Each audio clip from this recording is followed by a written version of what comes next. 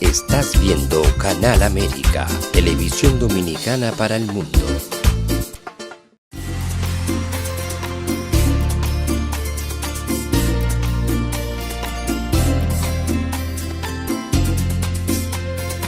A Time for True show is sponsored by the Office of Dr. Bernard Fialkoff, a periodontal, dental implant and laser specialist in New York City, for over 40 years.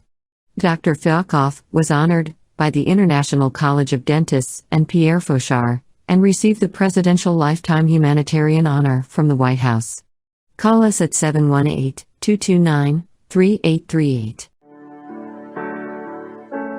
Sometimes life can be so damn hard. You don't know where to go. Everything keeps falling apart. Yeah.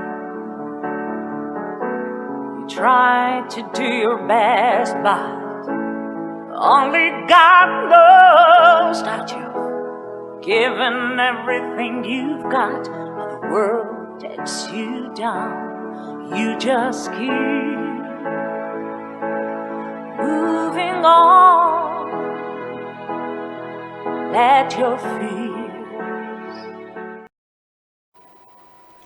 Welcome to a Time for Truth show, and happy 2023, a brand new year, and we're going to start moving forward with all new resolutions, making the world a better place. And tonight's show has a lot to do with that. It has to do with helping. Are we helping or are we hurting? Because things keep changing, things keep moving on, and certain things become really outdated, or we realize that maybe they're not really adequate, or are they even adequate, or they even should be applied, or maybe they should not even be done. So tonight's show is going to be very revelatory, and I'm very interested in hearing our guest. So we're going to introduce her to you immediately. Buddha, if you can put up her pictures up on the screen. And we're going to introduce attorney Colbe Mazzarella, who is project director of CCHR New England. There you see her, with a nice smile of hers. She's also president of Pro-Life Legal Defense Fund, founder and director of Way of the Cross for Life. And there you see her marching for that great cause. She organizes annual pro-life processions, and she's the host of a public access TV show, host of Life Matters. She's on the board of directors for the Massachusetts Citizens for Life, having testified at state legislative hearings on sex education, and is co-founder of the BC Law for Life. Mazzarella is also an English teacher at Lynn Public High School and a member of the NAASC Visitation Committee for Accreditation, and former Chelsea Middle School teacher, former instructor at Stanley Kaplan Center, and founder and consultant of Consultant Intellitech.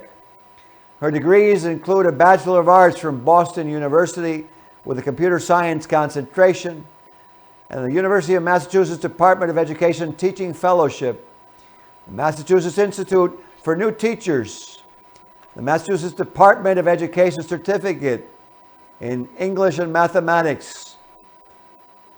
She received her Juris Doctor attorney degree from Boston College Law School and was admitted to the bar in Massachusetts in 1997.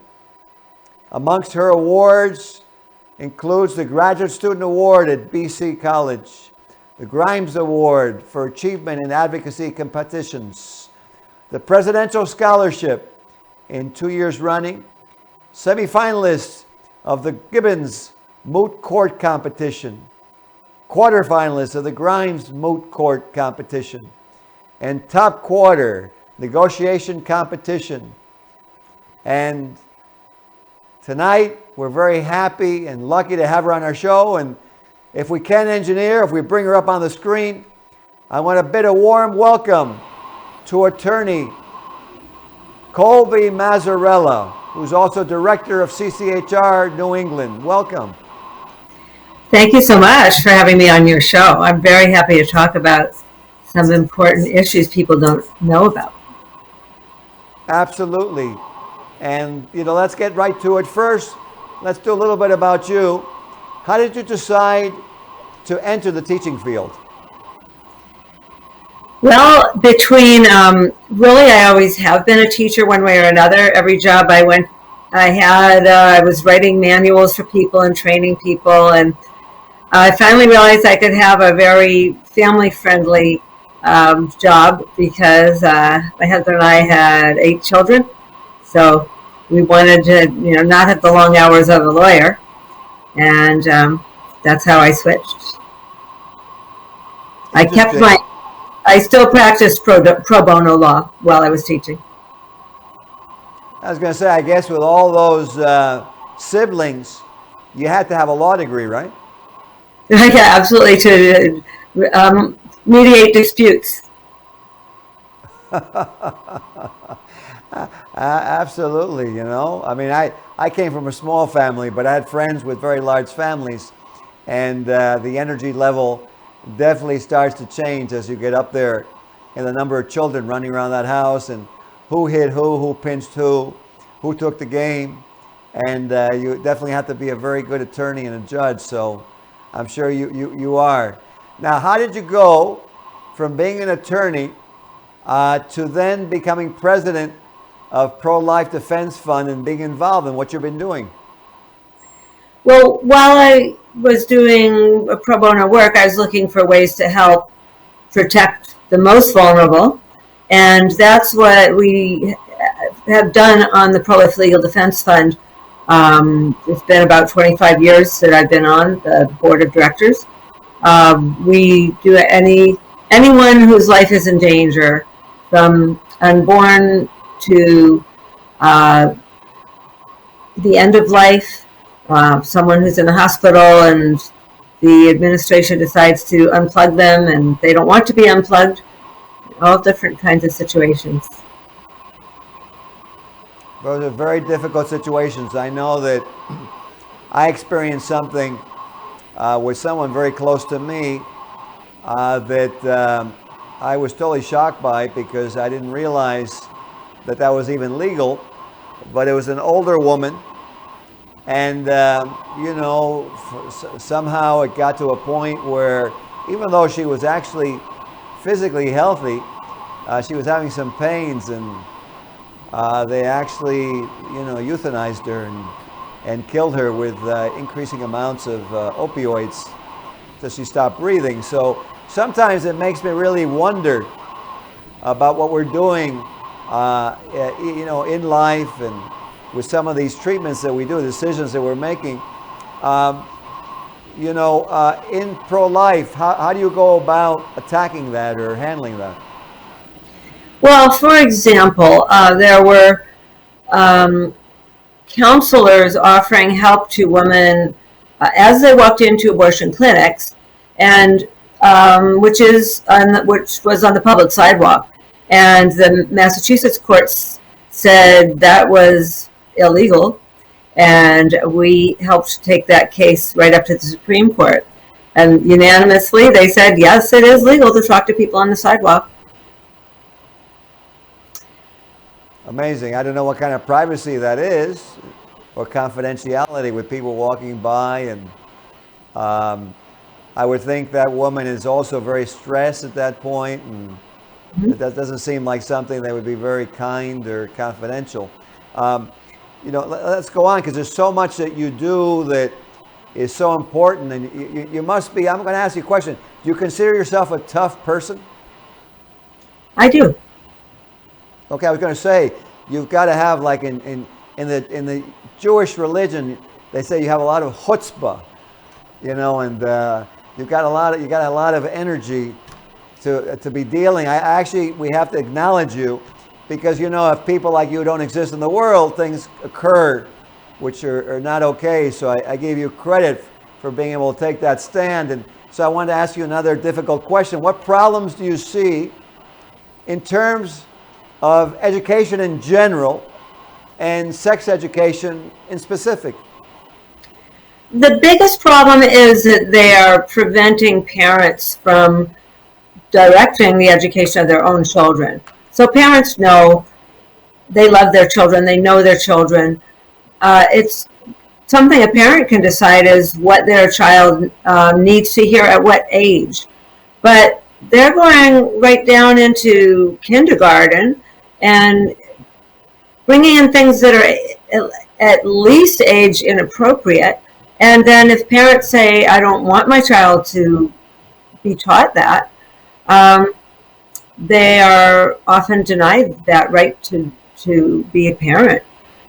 In fact, even things are hidden from parents. So I know quite a number of teachers in different cities that have been told, do not tell the parent what pronoun the student wants to use.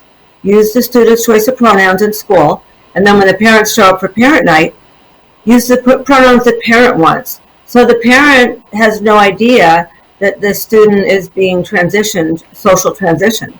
And at least a parent should know. If not, I mean, really a parent should have the decision to say, is this something my child needs? Or is it age appropriate? Or is it harming my child? Where did my child get this idea? Was it really his own or her own idea? Or was it, abuse or indoctrination? Those are parents' decisions. So parental rights are being violated in schools. Absolutely, sounds like that to me. What agency or board is actually in charge with allowing or directing these new educational philosophies? Well, there's a Department of Education statewide, and they make a curriculum, and then the legislature can decide whether or not which things to require for a curriculum. So the sex education curriculum in Massachusetts is not required. There is a state curriculum, but each city gets to decide whether they will use it. I see. And now in other states in the country, is it different? I don't know the mechanism in every state, but I do know that the abuses are very similar in many, many states. Matter of fact, the Biden administration called parents who complain about it terrorists. Are you serious? I am so serious. If you Google parent meeting terrorists, school committee meeting terrorist parents, something like that, you'll get tons of articles about it. It was quite a few incidents, and it was official from the federal government that we have to investigate these terrorists. It's very disturbing to me that in this great country we have, based on a Constitution, the Declaration of Independence that our forefathers wrote, and fighting from, suppression and oppression and from outside, that's somehow, I don't know, it seems like in our country in the last 10 years that things have gotten progressively, I would say, this is only my opinion, out of control, but it's very disturbing to think that a parent who brought that child to the world is now being called a terrorist when it's their child. Mm-hmm. Absolutely. Amazing. If you have parents out there, because there probably are some watching, who have gone through this and feel cowed, they feel very intimidated, what would you suggest for parents watching this show? What could they do to try to empower them a little bit on their rights? Well, there are two organizations that I would recommend. One which started in Massachusetts, is massresistance.org. They are very much into parental empowerment and backing parents up who want to protest, and by speaking in front of the school committee, they would help them prepare for that kind of a situation. Another organization is the Alliance Defending Freedom, which will actually sue if parental rights are violated. They will represent parents. So a little bit of different mission for the two organizations, but they're both for parent empowerment. I'll say again, Massachusetts Resistance, massresistance.org, and Alliance Defending Freedom. Very good. And what is your email if people wanted to contact you? My email is mazzarellac@gmail.com. Very good. So now I wanted to transition to something else that was very disturbing. And again, I laud you that you have the courage to actually speak about these things, because the world has become very adversarial. So, this is a word that I was looking at the other day called aversives. And in terms of controlling people's behavior or children's behavior, I was going to ask you, what are these aversives that I've read a little bit about? I'm trying to get my wits around them. Of food deprivation, or something called GED, which is like some kind of electronic shocking or something. What is that? Aversives are painful or very unpleasant treatments, I'll say in quotation marks, treatments for handicapped, disabled children or adults, disabled adults, to train them not to do unwanted behaviors. Aversives can be anything, any kind of punishment that you can imagine, anything unpleasant that you would hate to experience, and much more than you could imagine. Just sort of a fiendish creativity. This is known as treatment for disabled people. The last one you mentioned is the worst and the most controversial legally. It is a skin shocking machine, which gives an electric shock that causes a burning pain like any electric shock, but it also causes a muscle spasm, which is like a Charlie horse if you ever had a really bad cramp. So it's deliberately causing that sensation. And that's supposedly a treatment to help. Wow. Well, there's a video that we have.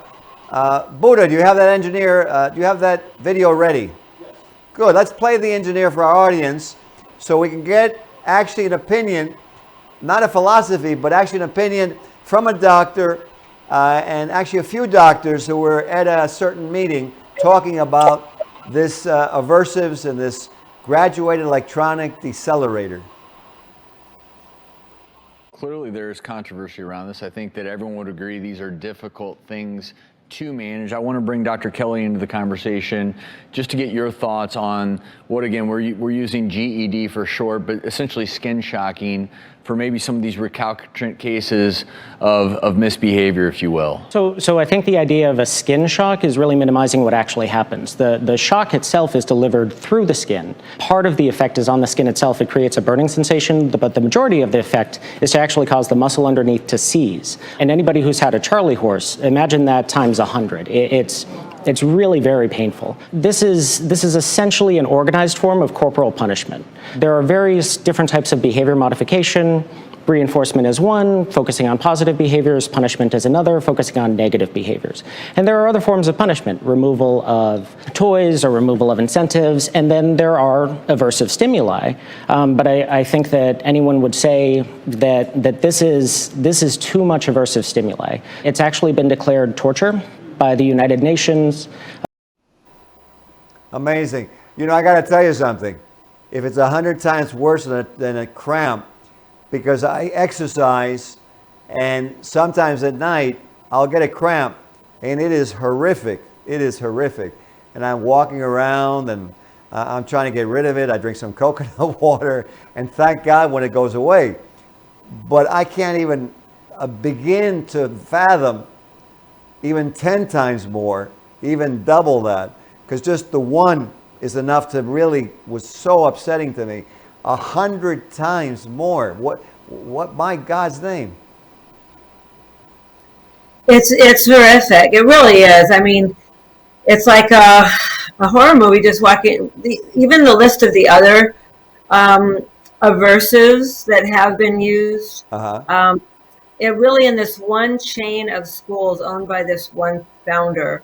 Um, but the GED one, he invented this skin shocking machine.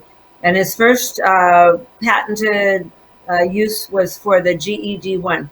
Instead of calling it a skin shocking machine, he calls it a graduated electronic decelerator, because it, instead of accelerating, he's saying it decelerates the bad behavior.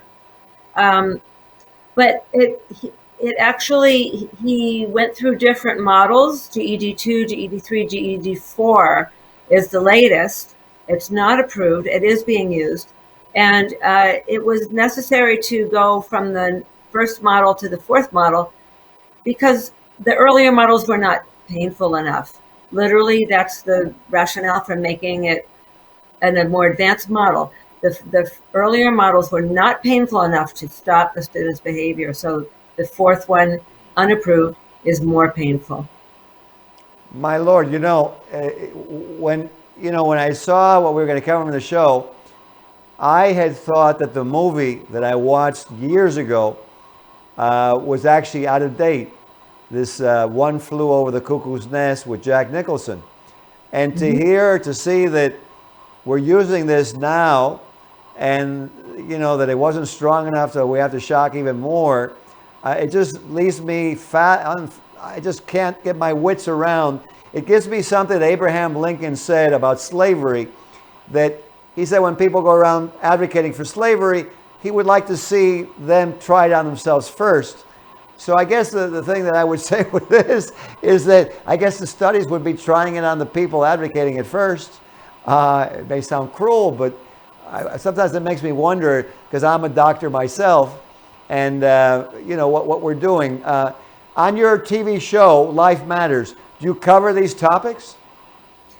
I cover a lot of different topics, and I did want to tell you about a video that I saw, which we don't have today, but a reporter actually did try it on herself. And she was staggering with the impact of it. And it lasted even after, she just pushed the button once, but the pain of it, the cramping of it lasted a few minutes. And she said, this is unbelievable. I also have a very, very powerful testimony of a former resident of this school called the Judge Rottenberg Center. And she was writing about her experiences there to the FDA. And I can read excerpts of it when you're ready. Sure. Well, you can go ahead. I mean, I can't imagine what the logic is, because here we have, if you're telling me a reporter who's just a natural, normal person, human being, tries it on herself and says this is horrific. So, how can it, what are we doing? So go ahead, read the excerpt. So she said, hello, my name is Jennifer Masumba, and this is her testimony to the FDA. She said, I attended the Judge Rottenberg Center. I'm writing to ask you to please reconsider your approval of the GED for use on any human being. And I'm interjecting myself that the skin shocking is not the same as the brain shocking in One Flew Over the Cuckoo's Nest, but the many other things about life in this Judge Rottenberg Center remind me of that movie, in addition to using electricity to hurt people and harm them. She said the GED is harmful. I was burned many times, and I still have scars on my stomach from being repeatedly shocked there. The electrodes had actually burned into my skin. I have experienced long-term loss of sensation and numbness of my lower left leg. A neurologist said it was a suspected seizure. He asked the device, what was the device he asked the staff what that device was on my leg, and they explained to him it was an electrode. He said, well, I don't know what that thing is, but it needs to come off. They left the device off my leg for about a year and then decided on their own, without sending me back to a neurologist, that it was okay to put it back. She said, I got shocked for tick-like ticks, you like your eye twitches, Sure. tick-like body movements, for which I have no control and which don't hurt me or anybody else. I would be shocked for waving my hand in front of my face for more than 5 seconds, for closing my ears with my fingers, which I do when things get too loud because I cannot tolerate too much noise. I would be shocked for wrapping my foot around the leg of my chair, for tensing up my body or my fingers, and the list goes on and on. So she had so much more. It's just heartrending to read her testimony. But you also have seen the video of Andre McCollins being shocked for simply refusing to take his coat off, his jacket off when he came in from outside, and then for tensing up. So he got one shock for not taking off his jacket. Then he got 30 more shocks for tensing up. So the product that they're going for, you train somebody to lie still, don't scream, and just relax while you get tortured, as the UN called it, literally torture. It's so horrific. I'm really shocked, and I'm sure most of the viewers are probably in disbelief and shock that this is actually going on in our country. We're getting, unfortunately, near the end of the show, which always happens when we have so much information that's so important. I want to ask you a question.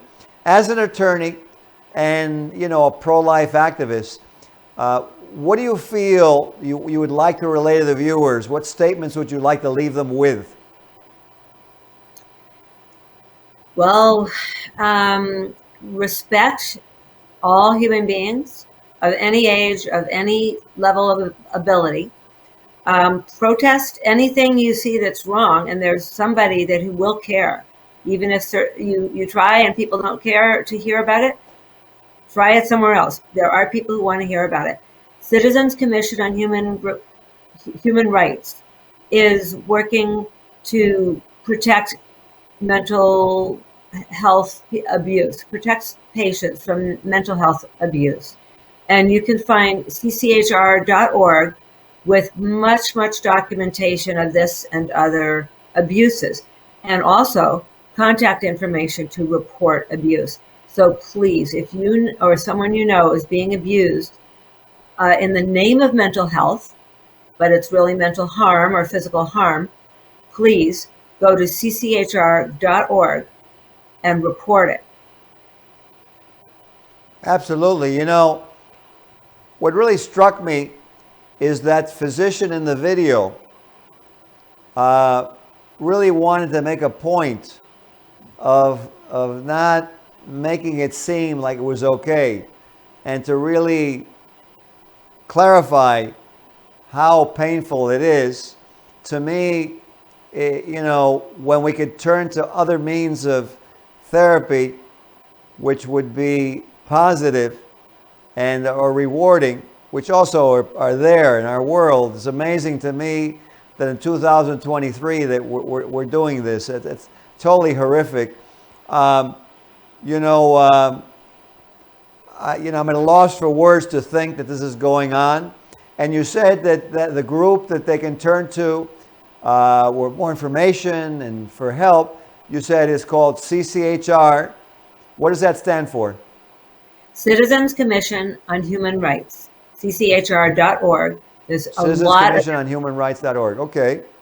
cchr.org. I see. Okay. Well, I want to thank you. I want to thank those doctors who are doing something about this atrocity, because, unfortunately in my own field, sometimes I don't want to call them colleagues because of what they do, and they eventually are handled by peer review, and New York State, has also a licensing agency, and but it's good that you're bringing this to light, and that you take the time tonight. I really laud you, and I think we've run to the end of the show, unfortunately.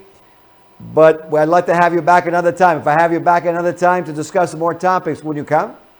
Absolutely. Well, it's a pleasure to have you. And thank you that you exist. And for those of you out there, if you have a friend who's encountering this, or maybe you have someone in the family who's having difficulty, let's make sure they're being treated humanely and with modern therapy, something that's going to actually help them, not hurt them. And in 2023, let's stand up for people. Let's stand up for human rights.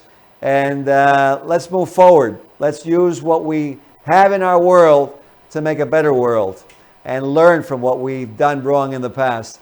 Thank you so much for tuning in. Again, have a very happy day of this new year. And thank you for tuning in. We'll see you next time. Thank you. This show was sponsored by A Time for Truth Foundation Incorporated as a community service. Sometimes life can be so damn hard. You don't know where to go. Everything keeps falling apart. Yeah. You try to do your best, but only God knows that you've given everything you've got. But the world takes you down. You just keep moving on. Let your feet